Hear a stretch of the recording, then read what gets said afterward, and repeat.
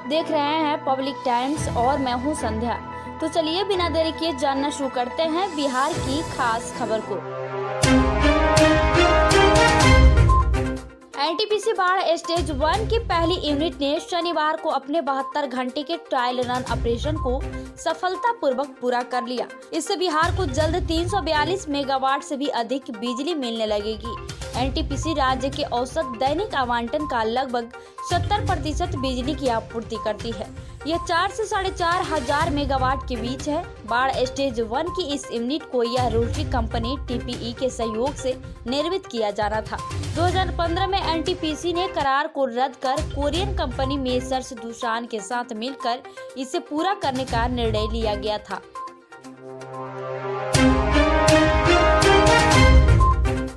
दीप बिना दीपावली अधूरी मानी जाती है, इसलिए दीपावली को और ही अधिक विशेष बनाने के लिए कई महीनों से कुम्हारों का पूरा परिवार लग जाता है। तब जाकर हजारों दिए व खिलौने तैयार होते हैं। दीपोत्सव का महापर्व दीपावली अब कुछ ही दिन शेष बचे हैं। इस पर्व में मिट्टी के दिए और खिलौने का खास महत्व माना जाता है, लेकिन आज के दौर में मिट्टी के बने शानदार दियों का कोई कद्रदान नहीं मिल रहा है। कुम्हारों का इस पुश्तैनी पेशे पर एक बार फिर ग्रहण लगते दिख रहा है। कई कुम्हारों के नन्हे नन्हे बच्चों के हाथ कई महीनों से मिट्टी से सने होते हैं। बालू माफियाओं से सांठगांठ और बालू के अवैध कारोबार में लिप्त रहने वाले सरकारी कर्मियों पर कार्रवाई लगातार जारी है। सारण के पुलिस अधीक्षक संतोष कुमार ने बालू ट्रकों से अवैध वसूली के आरोप में 4 पुलिस कर्मियों को निलंबित कर दिया है। वहीं होमगार्ड के 5 जवानों को ड्यूटी से हटा दिया गया है। पुलिस अधीक्षक के अनुसार जिन पुलिस कर्मियों को निलंबित किया गया है उनमें सहायक अवर निरीक्षक धीरेन्द्र सिंह, हवलदार प्रयाग सिंह, सिपाही नीरज कुमार सिंह व कमलेश यादव शामिल है। एसपी ने जिन गृह रक्षकों को ड्यूटी से वंचित कर लाइन हाजिर किया है उनमें गृह रक्षक अभिषेक कुमार, शिव नंदन राय, मुक्तेश्वर शाह, रघुनाथ राय व आशुतोष मिश्रा शामिल है। छठ पूजा में व्रतियों को सुविधा देने के लिए पटना नगर निगम ने अपनी तैयारी शुरू कर दी है। आस्था के इस महापर्व के लिए लोगों को गंगा जल के लिए परेशान नहीं होना होगा। निगम मोहल्लों में शुद्ध गंगा जल की सप्लाई करेगा और अस्थायी तालाबों में भी गंगा जल डाले जाएंगे। छठ पूजा को लेकर पटना में प्रशासन ने अपनी तैयारी तेज कर दी है। घाटों की सफाई शुरू हो गई है। वहीं घर में ही अर्घ्य लेने वालों को निगम की तरफ से सुविधा देने की तैयारी है। व्रतियों की सुविधा का ख्याल रखा जा रहा है। गंगा जल के लिए लोगों को गंगा घाटों पर जाने की जरूरत नहीं होगी। छठ पूजा के 2 दिन पहले ही सभी वार्ड में टैंकर से गंगा जल की सप्लाई की जाएगी। बिहार सरकार उल्लू के संरक्षण को लेकर गंभीर है। दिवाली में अंधविश्वास के कारण कई लोग उल्लू की बलि देते हैं, जिसे रोकने के लिए सरकार बेहद सख्ती बरत रही है। उल्लू पकड़ने और शिकार करने वालों पर कानूनी कार्रवाई होगी और आरोपितों को जेल की सजा काटनी होगी। दिवाली नजदीक आने के बाद अब सरकार को उल्लू की चिंता सताने लगी है। दरअसल भारतीय वन्य जीव अधिनियम 1972 की अनुसूची 1 के तहत उल्लू संरक्षित है। इसे विलुप्त प्राय जीवों की श्रेणी में रखा गया है, जिसके शिकार और तस्करी पर प्रतिबंध है। मीडिया रिपोर्ट के अनुसार पर्यावरण, वन एवं जलवायु परिवर्तन विभाग ने इस मामले में सभी जिलों के डीएम, एसपी को अलर्ट भेज दिया गया है। बिहार के बेतिया से एक बड़ी खबर सामने आ रही है, जहां शनिवार देर शाम से लापता एक लड़की का शव मदरसा से बरामद हुआ है। ऐसी आशंका जताई जा रही है कि लड़की के साथ दुष्कर्म करने के बाद उसकी हत्या कर दी गई है। पश्चिमी चंपारण के नरकटियागंज में उस समय लोग दंग रह गए जब शिकारपुर थाना क्षेत्र के घोभा इस्लामिया मदरसा में 15 वर्षीय किशोरी का शव पाया गया। बताया जा रहा है कि किशोरी देर शाम से अपने घर से लापता थी। उसकी खोजबीन की जा रही थी। खोजबीन के दौरान शव को मदरसा इस्लामिया घोबहा टोला के क्लासरूम में पाया गया। ऐसी आशंका जताई जा रही है कि लड़की के साथ दुष्कर्म हुआ है और गलत काम करने के बाद लड़की की हत्या गला दबाकर कर दी गई है, जिसको पाने के लिए घर परिवार, माता पिता, नातेदार, रिश्तेदार छोड़ा, करियर दांव पर लगा दिया, जमाने से दुश्मनी मोल ली। यदि वहीं साथ छोड़कर चला जाए तो जहानाबाद जिला के धोसी थाना क्षेत्र के अमरपुरा गांव निवासी श्रेया शर्मा के साथ भी कुछ ऐसा ही हुआ है। उसने तमाम विरोध के बावजूद पूर्वी चंपारण के गोविंदागंज थाना अंतर्गत मुड़ा गांव निवासी राहुल कुमार से 16 अगस्त 2021 को शादी की। दंपत्य जीवन के विरोध को आग से बचाने के लिए दोनों पटना में रह रहे थे। हाल में दोनों के बीच कुछ कहासुनी हुई और 29 अक्टूबर को राहुल बिना कुछ बताए मोतिहारी आ गया। उसको खोजते हुए श्रेया अपने पटना एसएसपी से मिली और बाद में मोतिहारी महिला थाना पहुंची। यहां आकर शायद उसे जमाने की परेशानियों का एहसास हो गया और उसने रूह कपा देने वाला कदम उठा लिया। बाथरूम में जाकर जहर खा ली और इलाज के दौरान रविवार को उसकी मौत हो गई। चकाई प्रखंड के नक्सल प्रभावित बोगी और बरमोरिया पंचायत में फर्जी बिजली विभाग का अधिकारी बनकर उपभोक्ताओं से पैसा ले रहे 2 युवकों को रविवार को ग्रामीणों ने दबोच लिया और पुलिस के हवाले कर दिया। ग्रामीणों ने बताया कि पिछले अगस्त से ही इस इलाके में सिवान के अजय मिश्रा एवं उनके साथ रह रहे एक अन्य युवक अपने आप को बिजली विभाग का पदाधिकारी बताकर बिल वसूलने के लिए आया करता था। इसी दौरान उसने अब तक 50 से अधिक लोगों से बिजली बिल के नाम पर 3 लाख रुपए से अधिक की वसूली कर ली। रविवार को भी दोनों युवक सुअर मारवा गाँव का रंजीत मुर्मू से बिजली बिल बकाया के रूप में 10,000 रुपए लेकर जा रहे थे। बिल मांगने पर बाद में बिल देने की बात कही। उसके बाद रंजीत को शक हुआ और उसने ग्रामीणों के सहयोग से दोनों युवकों को पकड़ लिया।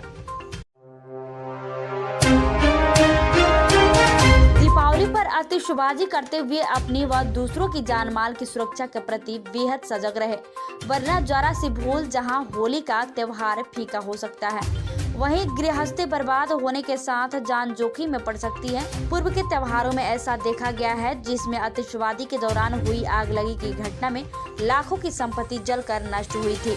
इस बार दिवाली पर ऐसी आगलगी की दुर्घटनाओं को रोकने के लिए अग्निशामक विभाग ने जहां अपने कर्मियों की दिवाली पर छुट्टी रद्द कर दी है, वहीं 200 कर्मियों की ड्यूटी पर लगाई है।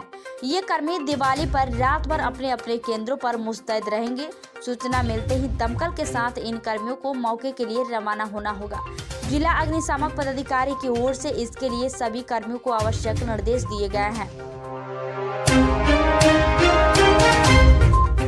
दीपावली और छठ पर बाहर से घर जाने वाले लोगों में 40% ऐसे हैं जिन्होंने कोरोना वायरस से बचाव के लिए टीका नहीं लिया है। इनमें मजदूर तबके के लोग अधिक हैं। इसकी जानकारी पटना जिला प्रशासन को तब हुई जब शहर के 3 बड़े रेलवे स्टेशन, बस स्टैंड और एयरपोर्ट पर आने वाले यात्रियों की कोरोना जांच की गई। पटना में अब तक लगभग 20,000 ऐसे लोगों की कोरोना जांच और टीकाकरण हुआ है जो देश के अन्य राज्यों से आए हैं। पिछले 10 दिनों से Patna airport, Patna junction, Danapur railway station, bus stand, Pataliputra railway station पर टीकाकरण और कोरोना जांच के लिए कैंप का आयोजन किया जा रहा है। बक्सर जिले में स्थित बिहार कृषि विश्वविद्यालय सबौरा की अंगीभूत इकाई वीर कुंवर सिंह कृषि महाविद्यालय डुमरवा के वैज्ञानिकों एवं शिक्षकों के साथ विश्वविद्यालय भेदभाव बरत रहा है। 15 वर्षों से लंबित प्रोन्नति पीजी छात्रों का आवंटन के साथ ही शिक्षकों के चयन में विश्वविद्यालय को प्रतिनिधित्व करने का मौका नहीं दिया गया।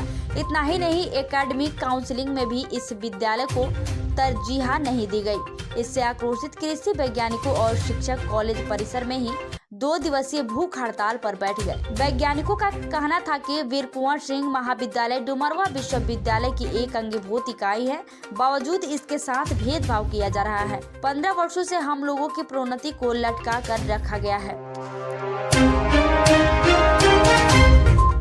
सूबे के 20 जिलों में मनरेगा से 1427 चेक डैम बनाए जाएंगे।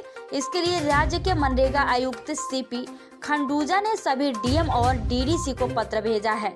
एक चेक डैम बनाने पर लगभग 1 करोड़ तक खर्च किए जाएंगे। इसमें एंटी फ्लड्स स्लुइस चैनल का भी निर्माण किया जाएगा। चेक डैम 9 मीटर से लेकर 15 मीटर की चौड़ाई तक बनाए जाएंगे। ये सभी चेक डैम सिंचाई निश्चय योजना के तहत चयनित किए गए हैं। हाल ही में हर खेत को पानी योजना के तहत 5 विभागों को मिलाकर इसका सर्वेक्षण कराया गया था। इसमें सिंचाई विभाग का प्रमुख तौर पर शामिल था। हर जिले से चयनित चेक डैम की सूची अनुमानित प्रकलन के साथ विभागों को भेजी गई थी। उसी रिपोर्ट के आधार पर इन योजनाओं को ग्रामीण विकास विभाग मनरेगा से कराए जाने का निर्देश जारी कर दिया गया है। कश्मीर के राजौरी जिले में नियंत्रण रेखा के पास शनिवार दोपहर एक लैंडमाइन ब्लास्ट में सेना के अधिकारी व बेगूसराय के लाल ऋषि रंजन शहीद हो गए। ऋषि जवान के साथ राजौरी जिले के नवेशरा के लाम सेक्टर में कलाल एरिया पर गश्त कर रहे थे। नियमित गश्त के दौरान नियंत्रण रेखा के पास एक लैंडमाइन विस्फोट हो गया। सेना के जवान अचानक हुए इस ब्लास्ट की चपेट में आ गए। इस घटना में एक लेफ्टिनेंट और 4 जवान गंभीर रूप से घायल हो गए। उन्हें अस्पताल में भर्ती कराया गया। लेफ्टिनेंट की इलाज के दौरान मौत हो गई। ऋषि का परिवार बेगूसराय के पिपरा मोहल्ला में रहता है। वे रंजीत रंजन सिंह के पुत्र थे। उनके शहीद होने की खबर मिलते और परिवार में कोहराम मच गया। सांप का नाम सुनते ही अच्छे की सीटी पीटी गुम हो जाती है। कल्पना कीजिए कि यदि सांप आपके रास्ते में आ जाए तो क्या होगा। बिहार के गोपालगंज में ऐसा ही मामला सामने आया है, जहां एक जहरीले सांप की वजह से घंटों तक ट्रैफिक थम गई। घटना थावे प्रखंड के इंदारवा बैरम गांव की है। बारिश की वजह से सिवान थावे गोरखपुर जाने वाले रेलखंड पर बना रेलवे अंडरपास पानी में डूब गया था। रविवार को यहां एक विशालकाय सांप फंस गया। सांप लगातार निकलने की कोशिश कर रहा था, लेकिन अंडरपास ज्यादा गहरा होने की वजह से सांप बाहर नहीं निकल पा रहा था। इस दौरान अंडरपास से होकर गुजरने वाले लोगों की नजर सांप पर पड़ी तो उनके होश उड़ गए। सांप को देखते ही लोगों में भगदड़ मच गई। देखते ही देखते अंडरपास के दोनों तरफ गाड़ियों की लाइन लग गई। इससे वहां लगभग 2 घंटों तक आवागमन ठप हो गया। बाद में स्थानीय लोगों ने हिम्मत दिखाते हुए बांस के सहारे जहरीले सांप को पानी से बाहर निकाला और उसे अंडरपास से बाहर खेतों में छोड़ दिया। सांप को बाहर छोड़ने के बाद अंडरपास में दोबारा वाहनों का परिचालन। केंद्र सरकार की बिहार में सड़कों का जाल फैलाने की योजना है। इसके लिए गतिशील योजना में बिहार की 1530 किलोमीटर नई सड़कें निर्माण योजना को शामिल किया जा सकता है। इसके तहत 7 सड़कों का निर्माण होना है। भारतमाला फेज 2 के तहत बिहार ने इन सड़कों के निर्माण का प्रस्ताव सड़क परिवहन एवं राजमार्ग मंत्रालय को भेजा था। वित्त मंत्रालय इसका अध्ययन कर रहा है। इसके बाद पुनः 4 और सड़कों के प्रस्ताव केंद्र को भेजे गए थे। यह सड़क परियोजनाएं पटना, भोजपुर, बक्सर, अरवल, बिहारशरीफ, जहानाबाद, मुजफ्फरपुर, सारण, वैशाली, चंपारण सहित नेपाल से सटे इलाके और उत्तर पूर्व बिहार के कई जिलों को लाभान्वित करेगी। तो ये थी बिहार की खास खबर। धन्यवाद।